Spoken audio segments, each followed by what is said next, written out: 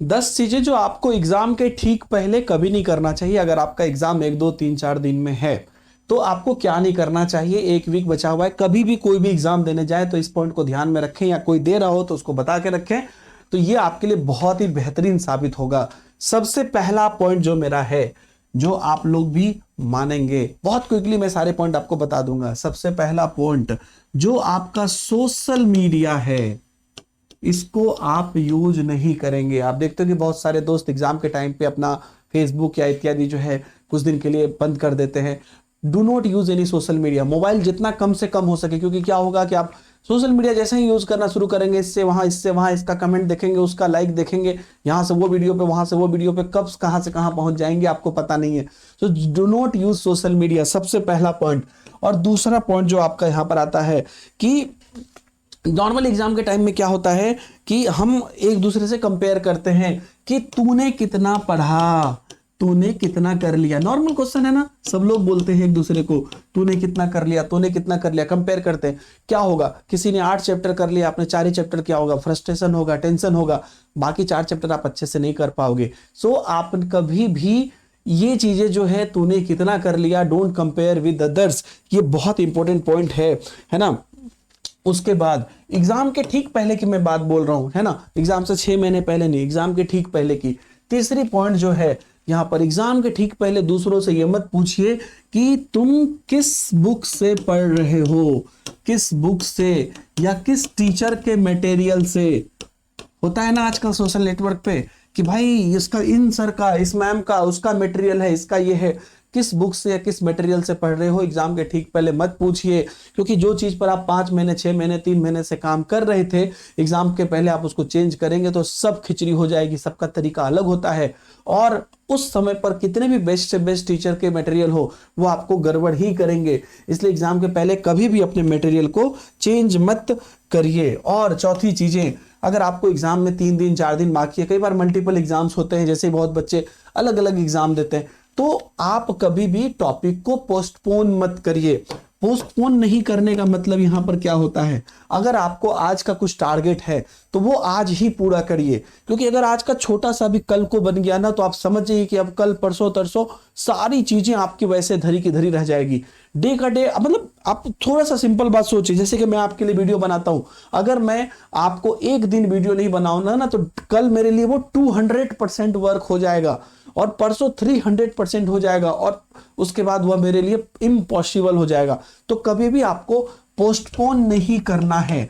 जो भी चीज आज का है वो आपको आज के आज करना है। और सबसे इंपॉर्टेंट पॉइंट मैं 5वें नंबर पर लिखा रहा हूं, टाइम टेबल, है ना।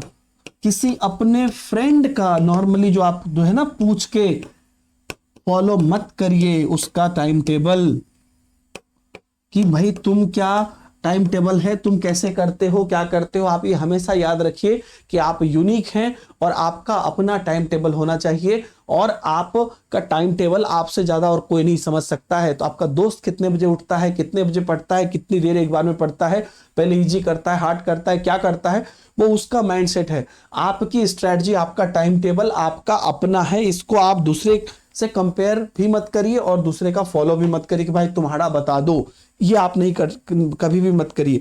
उसके बाद जब भी आपका एग्जाम कुछ दिन बचा है, 2 3 दिन बचा है, तो आप बस रिवाइज करिए, रिवाइज करिए। न्यू कोई भी चीज आप मत करिए। सबको बोलते हैं एग्जाम सेंटर पर जाते समय ऐसा कॉपी उल्टा उल्टा के लिख के लेके जाते हैं, मत करिए, इससे कोई बेनिफिट नहीं होने वाला है। वो चीजें आपको क्या होगी, वो तो पक्का याद नहीं रहेगी, लेकिन उसके अलावा जो बाकी चीजें थी आपको याद, वो उसको भी भुला देगा। तो कभी भी मानिए इस बात को, जानते सब हैं लेकिन मानते नहीं है, इस बात को मानिए, कभी भी न्यू लर्निंग आपको उस समय पर नहीं लेनी है। ये था हमारा 6ठा पॉइंट। इसके बाद हम लोग चलते हैं अपने 7वें पॉइंट पर। देखिए 7वां पॉइंट हमारा, सॉरी 7वां पॉइंट हमारा क्या कहता है, 7वां पॉइंट कहता है कि कई बार बहुत सारे चैप्टर्स में पिक्चर्स होते हैं। ध्यान से देखिएगा, बहुत एनालिसिस करने के बाद ये आपके लिए मैं लेकर आया हूं। जिस चैप्टर में पिक्चर है, उस चैप्टर का जब आप रिवीजन कर रहे हो या एग्जाम के टाइप में पढ़ रहे हो, तो उस पिक्चर से पूरी कहानी, यानी कि पूरे चैप्टर, पूरी थ्योरी, हर चीज को समझने की कोशिश करिए। उसके पूरे डिटेल में मत जाइए कि 4-5 का क्या कहते हैं पेज क्या है, उसको मत पढ़िए। अगर जिसमें भी पिक्चर है उस पिक्चर से आप पढ़िए। अगर आप पहले ये वीडियो देख रहे हैं एग्जाम से, तो जब आप पढ़ाई कर रहे हैं तो पिक्चर से कोरिलेट करके रखिए, ताकि एग्जाम के टाइम पे जब भी आप उस पिक्चर देखें तो वहां से आपकी पूरी कहानी याद हो जाए, मतलब खुद आप उसको बोलें पिक्चर को देख देख के। तो ये आपका बहुत इंपॉर्टेंट होगा। 8वां पॉइंट कि आपकी जो अपनी प्रैक्टिस है, ध्यान से देखिएगा, उसका बेस्ट वे में करिए। बेस्ट वे समझते हैं? हार्ड वे नहीं होता है, बेस्ट वे किसी दूसरे का वे नहीं होता है, बेस्ट वे सब कुछ कर लेना नहीं होता है।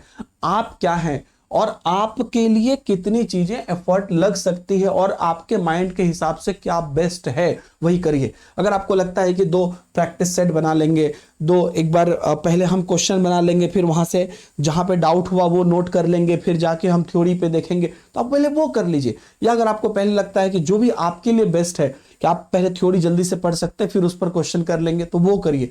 जो आपका बेस्ट वे है वो करिए। और 9th नंबर जो पॉइंट है, जो नॉर्मली करते हैं एग्जाम के टाइम पे, कभी भी आउटसाइड फूड, ये जो है ना आपका स्विगी जोमेटो, ये वो जितने भी 50 तरीके की चीजें हैं जो आपको 5 मिनट में 10 मिनट में जैप्टो डिलीवरी करते हैं, आपको जहां भी खाना है खानी, लेकिन एग्जाम से पहले मत खाइए। बहुत सारी चीजें परेशानी हो जाती है जिनसे कि एग्जाम में दिक्कत हो जाती है। और 10वां पॉइंट जो आप सब लोग जानते हैं, कभी भी कोई भी स्ट्रैटेजी बनेगी तो उसमें आएगा स्लीप वेल। स्लीप वेल का मतलब अच्छे से सोना होता है, ज्यादा सोना नहीं होता है। मैंने पिछले एक वीडियो बनाया, उस पर लिख दिया स्लीप वेल। उस पर एक बच्चे बोलेंगे सर आप बहुत हम लोग सोएंगे। अरे नहीं, ज्यादा सोना नहीं होता है, अच्छा सोना होता है। मतलब आप अगर 6 से 7 घंटे की नींद ले रहे हैं तो वो अच्छा सोना है। मतलब 6 से 7 घंटे अच्छे से सोइए, है ना। इसका मतलब ये नहीं कि 10 घंटे सोइए या 3 घंटे सोइए, वो नहीं है। तो आप जितनी भी देर सोते हैं, 5-6 घंटा होते हैं, कोई किसी के 5 घंटे में ही हो जाती, किसी के 6 घंटे में, किसी के 7 घंटे में, मैक्सिमम उससे ज्यादा नहीं होनी चाहिए। तो 6 से 7 घंटे ही सोना है, लेकिन सोना है ना, नहीं कि सो रहे हैं कहने के लिए मोबाइल चला रहे हैं, ये नहीं। तो ये सारे 10 पॉइंट अगर आप ख्याल रखेंगे, ध्यान रखेंगे, तो आपको कोई भी नहीं रोक सकता है टॉप करने से, अगर आप ये 10 चीज अवॉइड कर देते हैं। तो थैंक यू वेरी मच। ऐसे वीडियो के लिए आप योर ऑनलाइन पार्टनर को सब्सक्राइब जरूर कर लीजिए। बाय बाय, जय हिंद।